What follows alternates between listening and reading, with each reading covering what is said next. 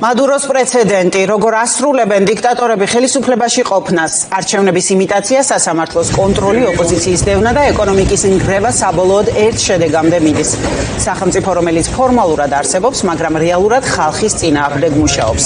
ანალიტიკოსები ამბობენ, რომ ვენესუელაში მიმდინარე პროცესები მხოლოდ ლათინური ამერიკის პრობლემა არ არის. ეს არის კლასიკური მაგალითი იმისა, როგორ იყენებს ავტორიტარული რეჟიმი ინსტიტუციებს საკუთარი ძალაუფლების გასახანგცლივებლად და როგორ იქცევა სტაბილურობის დაპირება სრულ ქაოსად. რატომ არის ტრამპის ოპერაცია საქართველოსთვის საინტერესო და ქართული ოცნების ლიდერების დონეზე თუ გამოეხმაურნენ ამ თემას? იმ ფონზე, როდესაც ივანიშვილის რეჟიმის წარმომადგენლები ტრამპის პოლიტიკასთან სიახლოვეს იბრალებენ, გიორგი კიკაბიძე შემოგვიერთდება ამ თემაზე ანალიტიკური შეფასებებით. სოფო საქართველოსთვის ეს გამოცდილება განსაკუთრებით მნიშვნელოვანია. ქვეყანა, რომელიც რუსულ ორბიტაზე ბრუნდება, ვერ უნდა უყურებდეს ვენესუელაში მიმდინარე პროცესებს, როგორც შორეულ კრიზისს. იქ ხედავთ მაგალითად რა ხდება მაშინ, როცა ძალაუფლება აღარ იცვლება, როცა არჩევნები შინაარსს კარგავს და როცა სახელმწიფო ინსტიტუტები ერთი ჯგუფის ინტერესებს ემსახურება და არა მოქალაქეების. რაც შეეხება საქართველოსთან გამოხმაურებებს, დუმილი რეჟიმის საგარეო საქმეთა სამინისტრომ ჯერ კიდევ გუშინ დაარღვია, თუმცა ტრამპის მიერ ჩატარებული ოპერაციის შეფასება სამინისტრო თავს ისევ არიდებს. რეჟიმის რეალურ განწყობას კი მისი პროპაგანდისტები სოციალურ ქსელებში გამოხატავენ, რომლებიც მომხდარს ამერიკის პრეზიდენტის კრიტიკისთვის იყენებენ. არაფერს წერს შალვა პაპუაშვილი, არც ირაკლი კობახიძე საგარეოს განცხადებაშიც მადურო არ არის მოხსენებული როგორც დიქტატორი და არც იმას აფასებენ, სანამდე მიიყვანა მადუროს მმართველობამ ვენესუელა. ცნობისთვის ამაზე საუბარი არ უჭირთ იმ ევროპულ ქვეყნებსაც, რომლებიც ტრამპს საერთაშორისო სამართლის დარღვევაში ადანაშაულებენ და ამ მიმართულებით მწვავედ აკრიტიკებენ. თბილისიდან ბუნდოვანი და შაბლონური გამოხმაურება არც არის გასაკვირი, რადგან ჩვენ გვახსოვს 2024 წლის საპარლამენტო არჩევნებზე რეჟიმა მადუროს განცხადება როგორ აღიქვა პოზიტიურად, სადაც დიქტატორი ივანიშვილის პარტიაზე ამბობდა, რომ მათ ვარსკვლავურად გაიმარჯვეს. ვენესუელაში მომხდარი ჩვენთვის საინტერესო უნდა იყოს ორი ძირითადი გარემოებით. პირველი, რუსეთმა ვერ დაიცვა საკუთარი მოკავშირე.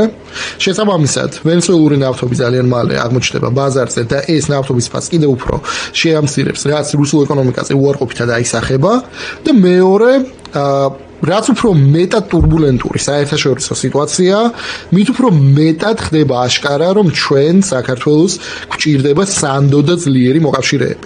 ქართულმა ოცნებამ გააფუჭა ურთიერთობები ბრიუსელთან, თავისი ანტიამერიკული და ანტიდასავლური რიტორიკით შათირიშვილი და მადურო მიახლოებით ერთ დონეზე არიან და ამ კონტექსტში განსაკუთრებით მნიშვნელოვანი არის, რომ სასწრაფოდ გაუმჯობესდეს ჩვენი ურთიერთობები სტრატეგიულ პარტნიორებთან ერთის მხრივ და მეორეს მხრივ ქართულმა ოცნებამ უნდა შეწყვიტოს ის ევროიზოლაცია, ანტიდემოკრატიული კანონების მიღება და ანტიამერიკული განცხადებების და ანტიდასავლური განცხადებების გაკეთება, რასაც ბოლო პერიოდში აქტიურად აკეთებდნენ. მადუროსნაირი დიქტატორები იწვევენ ბუნებრივ სიმპათიას ივანიშვილში და ქართული ოცნების წევრებში, იმიტომ რომ მადურო ზუსტად ისეთნაირად არჩევნების გაყალბებით დარჩა ხელისუფლებაში, როგორც გააკეთეს ივანიშვილმა და კოცებმა 2024 წელს. ამიტომაც ისინი ვერ იქნებიან გახარებულები ასეთი დიქტატორების მოშორებით. საპირისპიროდ ქართული ხალხისთვის ეს არის კარგი ამბავი, იმიტომ რომ ჯერეთი რომ ამ ქვეყანას და კონკრეტულად მადუროს ჰქონდა ჩვენი ოკუპირებული ტერიტორიები აღიარებული, გარდა ამისა, რაც უფრო ნაკლები დიქტატორი იქნება მსოფლიოში, მით უფრო უკეთესი იქნება სამყარო. რაც შეეხება არაღიარების თემას, კონცეფს ეს დიდად რო არ ადარდებთ, ეს ჩანს გადასარევად, იმიტომ რომ ერთი წლის წინ შეიცვალა სირიაში ხო ხელისუფლება, რომელსაც ასევე ჰქონდა აღიარებული ჩვენი ოკუპირებული ტერიტორიები და თითი არ დაუდია ქართულ ოცნებას იმისთვის, რომ ეს აღიარება უკან წაეღო ახალ ხელმძღვანელობას სირიის. მადურო იყო საოკუპაციო რეჟიმების, აფხაზეთის და ცხინვალის რეჟიმების ამღიარებელი.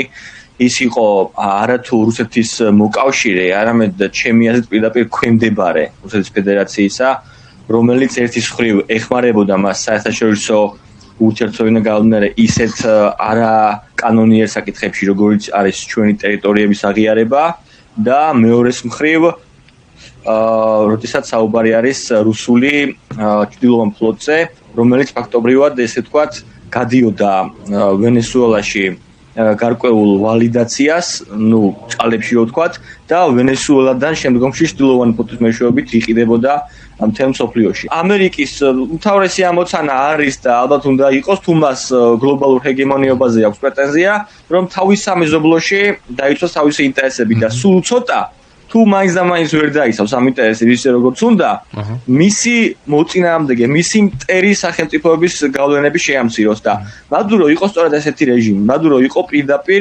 ჩინური და რუსული გავლენების გამაძლიერებელი რეჟიმი.